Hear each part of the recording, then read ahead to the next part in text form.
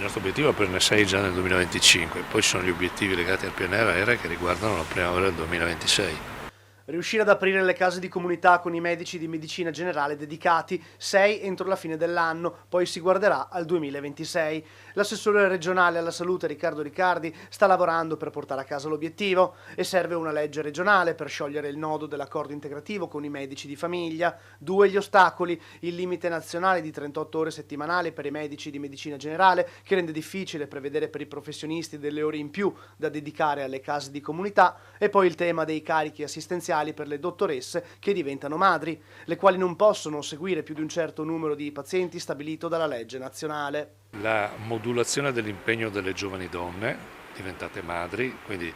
nel momento in cui si dice che questa modulazione non può essere fatta a scapito o di pazienti o di ore, quindi bisogna comporla.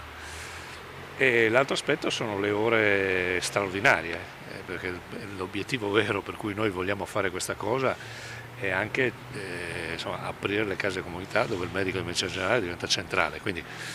attorno a queste due vicende, siccome c'è un problema giuridico di applicazione o di lettura dell'accordo collettivo, che altrimenti secondo la componente giuridica dice che questo potrebbe essere nullo, allora noi sopperiamo a questa cosa, non avendo distanza di queste posizioni,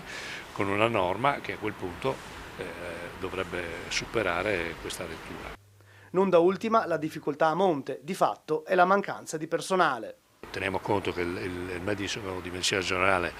ha già una sua attività, noi non possiamo intervenire con degli obblighi, questo è stretto dall'accordo collettivo nazionale che prevede alcune cose, c'è il problema dell'applicazione del DM 77 che è una legge dello Stato, e oltre a questo c'è inevitabilmente in corso una revisione del rapporto tra la sanità pubblica e la medicina generale. Ben comprensibile è anche davanti alla presenza insufficiente della componente professionale come sia difficile riuscire a comporre queste cose, e anche il fatto di trovare delle soluzioni con molto tempo, però io vedo le parti molto determinate a riuscire a raggiungere questo risultato, quindi mi auguro che ci si riesca davvero.